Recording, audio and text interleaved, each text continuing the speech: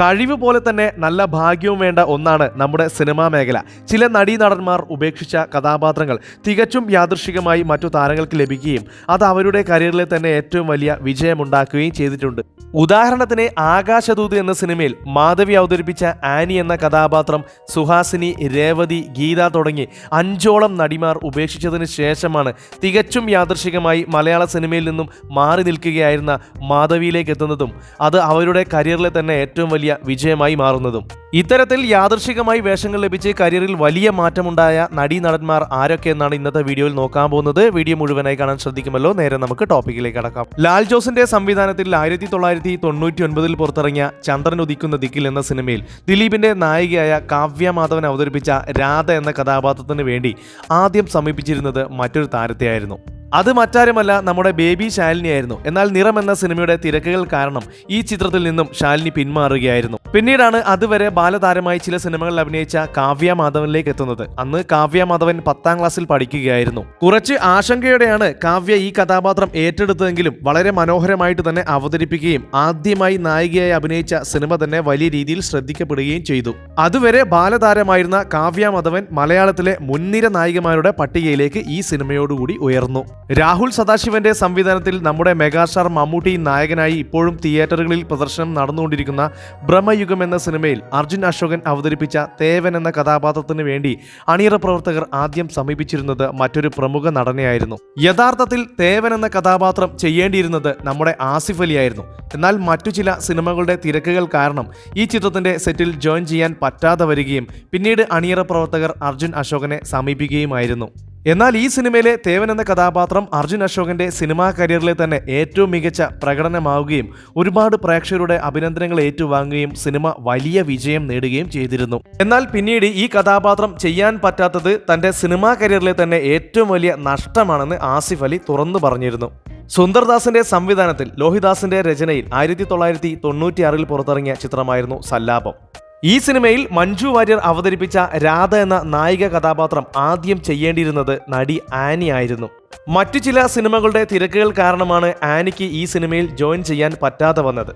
എന്നാൽ പിന്നീട് ഈ കഥാപാത്രം മഞ്ജു വാര്യറിലേക്ക് എത്തുകയായിരുന്നു. അതിനു മുൻപ് 1995 പുറത്തിറങ്ങിയ സാക്ഷ്യം എന്ന സിനിമയിൽ ചെറിയൊരു വേഷത്തിൽ മാത്രമായിരുന്നു മഞ്ജു ഇതിനു മുൻപ് അഭിനയിച്ചിരുന്നത്. മഞ്ജു വാര്യർ ആദ്യമായി നായികയെത്തിയ ഈ സിനിമ വളരെയധികം ശ്രദ്ധിക്കപ്പെടുകയും ദിലീപ് മഞ്ജു വാര്യർ കോമ്പിനേഷൻ പ്രേക്ഷകർ ഇഷ്ടപ്പെടുകയും സിനിമ വലിയ വിജയമാകുകയും ചെയ്തു. അതോടുകൂടി മഞ്ജു വാര്യർ മലയാള സിനിമയിലെ മുൻനിര നായികമാരുടെ പട്ടികയിലേക്ക് ഉയരുകയും ചെയ്തു. എന്നാൽ ഈ സിനിമയിൽ നിന്ന് ആദ്യം പിന്മാറിയ ആനി, അമ്മയാണേ സത്യം, പുതുക്കോട്ടയിലെ പുതുമണവാളൻ, ആലഞ്ചേരി തമ്പ്രാക്കൾ, അക്ഷരം തുടങ്ങി 17ഓളം സിനിമകളിൽ നേരത്തെ തന്നെ അഭിനയിച്ച് മലയാളത്തിൽ അറിയപ്പെടുന്ന നടിയായി മാറിയിരുന്നു. പക്ഷേ ആനി പിന്മാറിയതോടുകൂടിയാണ് പുതുമുഖ നായികയായ മഞ്ജു വാര്യർക്ക് ഈ സിനിമയിലൂടെ അവസരം ലഭിച്ചത്. പത്മരാജന്റെ സംവിധാനത്തിൽ 1983 മമ്മൂട്ടിയും സുഹാസിനിയും പ്രധാന വേഷത്തിലെത്തിയ കൂടെവിടെ എന്ന ചിത്രത്തിലൂടെയാണ് നടൻ റഹ്മാൻ സിനിമയിലേക്ക് എത്തുന്നത്. ഈ സിനിമയിൽ റഹ്മാൻ അവതരിപ്പിച്ച രവി എന്ന കഥാപാത്രം ആദ്യം ചെയ്യേണ്ടിയിരുന്നത് മറ്റൊരു നടനായിരുന്നു. എന്നാൽ ആ നടന്റെ അഭിനയം ഒട്ടും ശരിയാകാതെ വരികയും അദ്ദേഹത്തെ വെച്ച് മുന്നോട്ട് പോകാൻ പറ്റാത്ത അവസ്ഥ എത്തുകയും ചെയ്തു. സിനിമയുടെ ഷൂട്ടിംഗ് ഊട്ടിയിൽ വെച്ചായിരുന്നു നടക്കുന്നത്. അതുകൊണ്ട് തന്നെ പരിസരത്തുള്ള സ്കൂളുകളിൽ അന്വേഷിക്കാൻ തുടങ്ങി. അങ്ങനെ യാദൃശ്ചികമായി കണ്ടതാണ് റഹ്മാനെ. സിനിമയുമായോ സിനിമാ അഭിനയവുമായോ യാതൊരു ബന്ധവും റഹ്മാൻ ഇല്ലായിരുന്നു. സിനിമാ മോഹം പോലുമില്ലാത്ത റഹ്മാൻ അങ്ങനെ തികച്ചും യാദൃശ്ചികമായിട്ടാണ് കൂടെവിടെ എന്ന സിനിമയിലേക്ക് കടന്നു വരുന്നത്. അങ്ങനെ ആ നടന്റെ അഭിനയം ശരിയാകാത്തത് കൊണ്ട് മാത്രം സിനിമയിലെത്തിയ റഹ്മാൻ 80 കാലഘട്ടങ്ങളിൽ ഏറ്റവും അധികം ആരാധകരുള്ള നടനായി മാറുകയും പിന്നീട് ഒരുപാട് വേഷങ്ങൾ ചെയ്യുകയും ചെയ്തിരുന്നു. വൈശാഖിന്റെ സംവിധാനത്തിൽ 2012 പുറത്തിറങ്ങിയ സിനിമയായിരുന്നു മല്ലു സിംഗ്.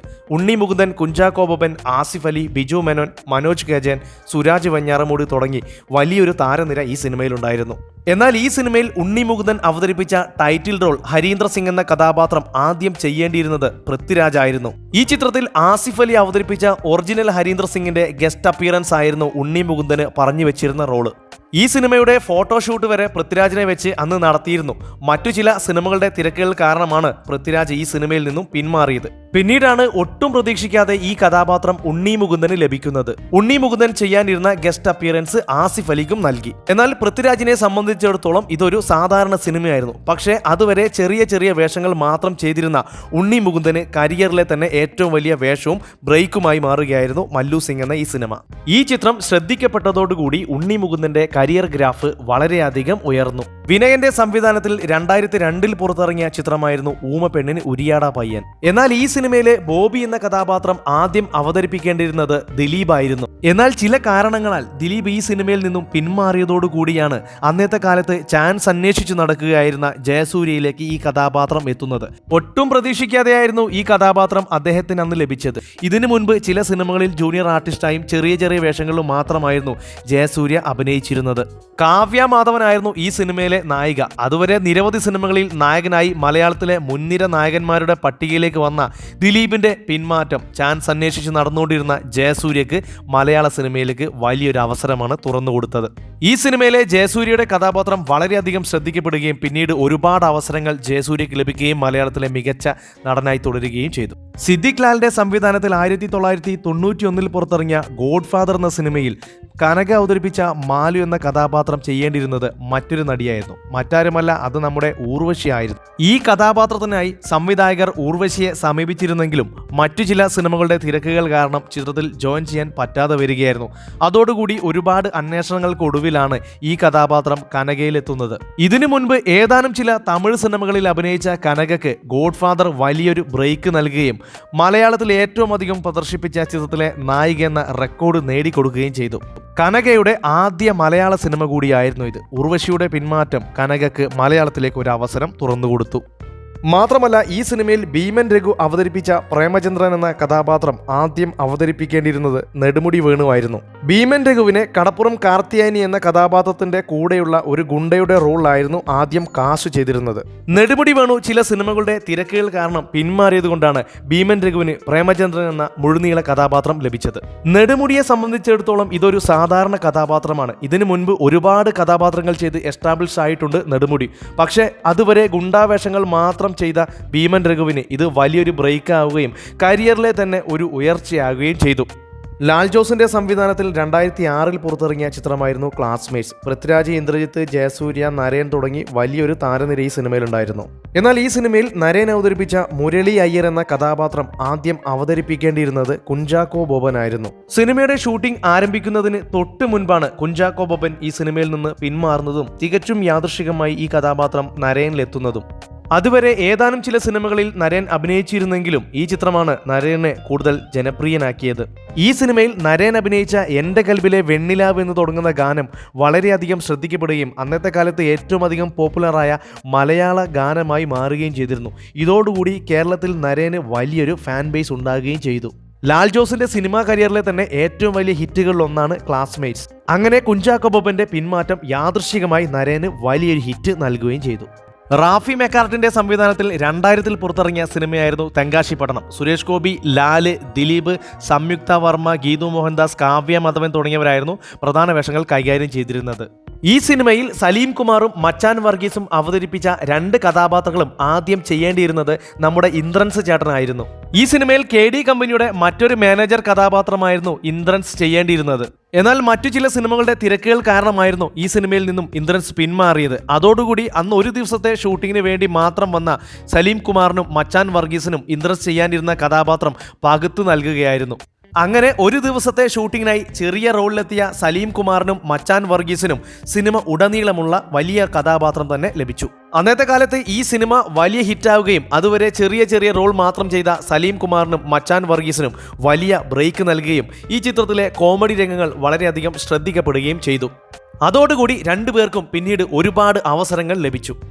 ആഷിഖ് കപൂറിന്റെ സംവിധാനത്തിൽ 2017 പുറത്തിറങ്ങിയ ചിത്രമായിരുന്നു മായാനദി. ഈ സിനിമയിൽ ഐശ്വര്യലക്ഷ്മി അവതരിപ്പിച്ച അപർണ എന്ന കഥാപാത്രം ആദ്യം ചെയ്യേണ്ടിയിരുന്നത് മറ്റൊരു നായികയായിരുന്നു.